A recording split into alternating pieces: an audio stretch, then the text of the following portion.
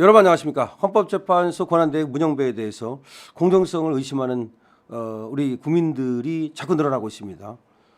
그도 그럴 것이 이번에 이진숙에서 보여준 그 문영배 행태가 너무나 이상하기 때문입니다.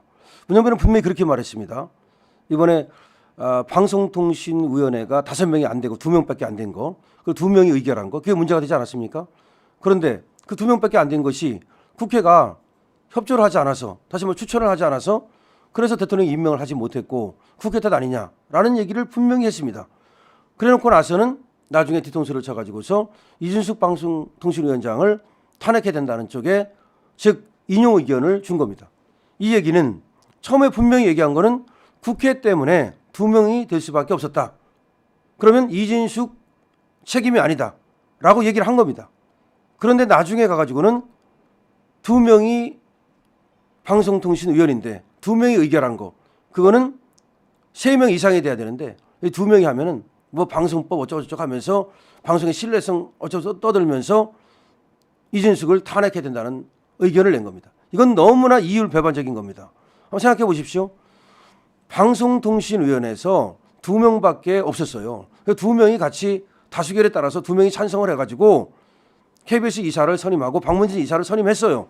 그것이 잘못됐다면서 국회가 헌법재판소에 탄핵소추를 한 겁니다. 그러면 여기에 대해서 이준숙의 책임이 있는가, 이준숙이 잘못했는가를 따지는 거예요. 그럼 따져보면은 이준숙 책임이 뭐가 있습니까?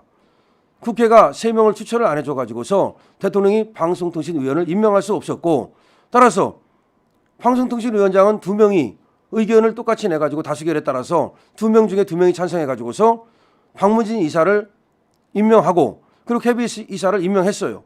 그럼 여기는 이진숙의 잘못이 제로인 겁니다. 그렇다면 그대로 판결을 하는 것이 맞죠.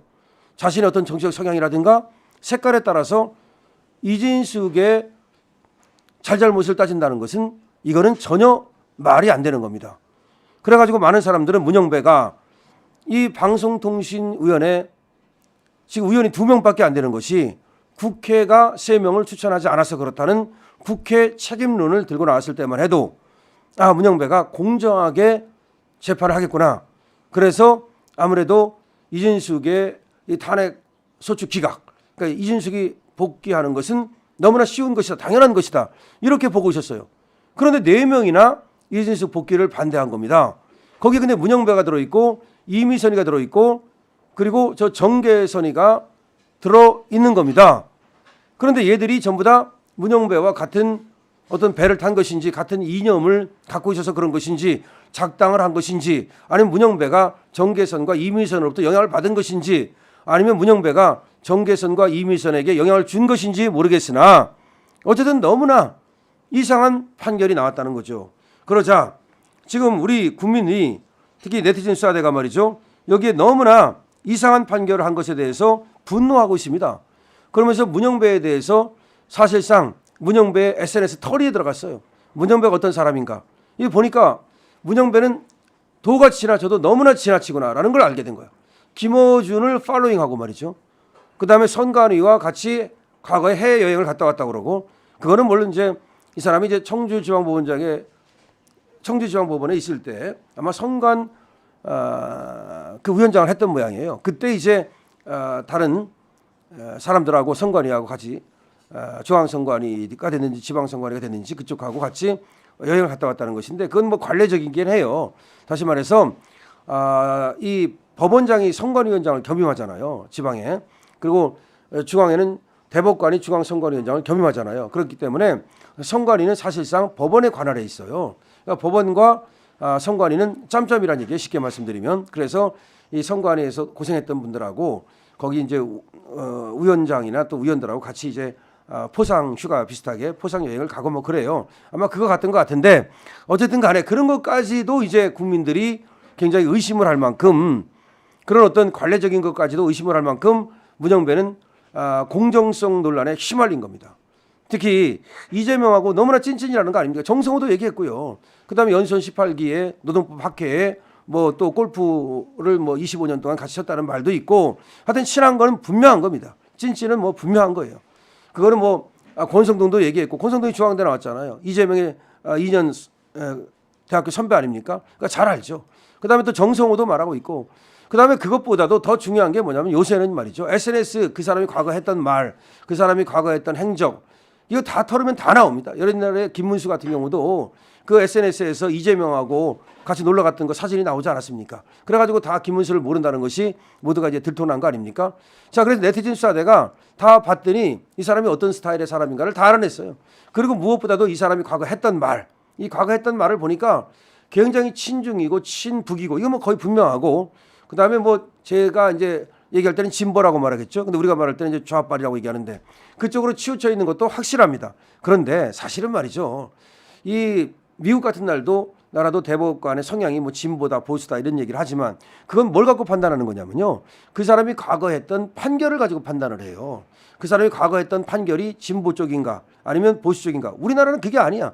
과거에 했던 판결을 가지고 이게 판단을 한다면 진보 보수라는 이 판단이 필요하죠. 그거는 미국도 항상 진보와 보수가 이렇게 서로 왔다 갔다 하면서 많은 어떤 좋은 판결이 만들어지고 판례가 만들어지고 미국 법이 발달해 왔거든요. 근데 우리는 그게 아니야. 무슨 이제 판결을 낼 때 진보 쪽으로 보수 쪽으로 그렇게 논리를 전개하고 하느냐, 그게 아니고 그 사람이 원래가 그런 빨인 거야, 빨. 그래서 거기에 맞춰서 판결이 나오는 거야. 그러니까 이게 무슨 기성화 찍어내듯이 말이야. 기성복 찍어내듯이. 그러니까 좌빨이면 맨날 좌빨만 판결만 하는 거야. 그러니까 이거는 무슨 말이야? 이거는 하나만하야. 다시 말하면 문영배 같은 저런 사람을 보면은 윤석열 대통령에게 어떻게 하겠어요? 당연히 탄핵하겠죠. 보나마나 아닙니까? 이렇게 모든 것을 그냥 딱 알 수 있으면 그게 판결입니까? 그게. 예를 들어서 어떤 사람이 진보적이고 보수적일 수는 있어요. 그렇다 하더라도 그 사안에 따라서 그 달리 판결을 하고 정말 법과 원칙에 따라서 사실관계에 따라서 판결을 한다면 그거는 그 사람이 어떻게 판결할지 몰라야지 사실은. 이 판결은 어떻게 나올지를 모른다 이래야 되는데 이거 뭐 나올 게 뻔해 이렇게 나올 게 뻔해. 그러면 그 판결 하나만 하지 뭐해. 그러면은 그게 헌법재판소라고 말할 수 있고 신뢰를 받을 수 있습니까? 지금 헌법재판소가 그리지 않아도 이거 폐지해야 된다, 이거 없애야 된다라는 말이 비등하고 있고 지금 판사들이 말이죠. 국민들로부터 불신을 받는 것이 임계점을 넘고 있는데 서부지방법원 사태에 대해서 뭐 하나같이 뭐 폭도라고 얘기하고 그렇지만 그것이 폭력이라는 점에서는 부인할 수 없다 하더라도 그런 사태까지 간 데 대한 어떤 근원적 그런 어떤 치유 그 원인을 찾아가지고서 그것을 고치려 하는 노력도 필요한 거 아닙니까? 근데 조희대도 거기에 대해서 한마디도 안 하고 있고 말이죠. 무슨 뭐 서부지방법원을 뭐 방문했다 그따위 얘기를 하나 나와. 방문하는 거 너무 당연한 거 아니야?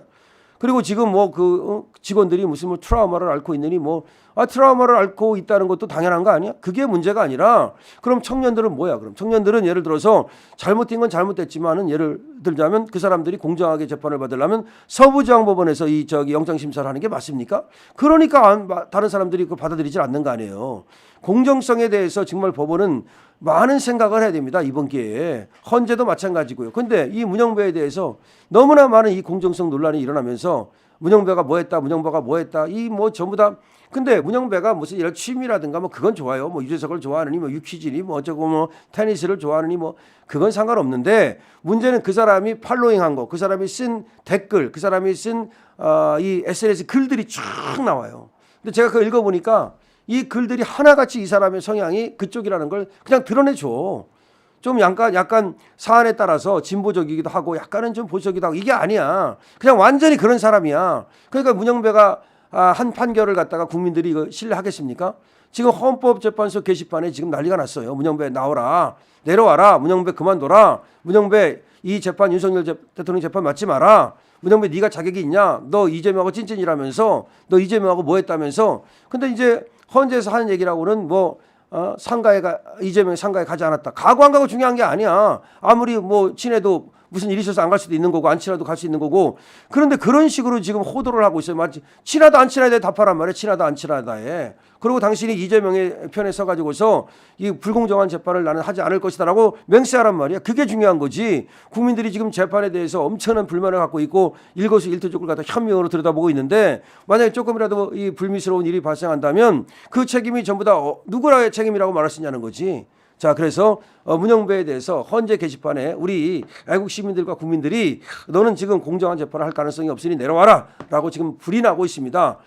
지금 헌법재판소 그렇지 않아도 여러 가지 지금 말이 많고 불공정 재판에 대한 얘기가 있는데 이번에 또 이진숙 그 재판을 보면서 야 이것들 뭐 전부 다 누가 이게 지금 뭐 문제가 있는지 드러났네.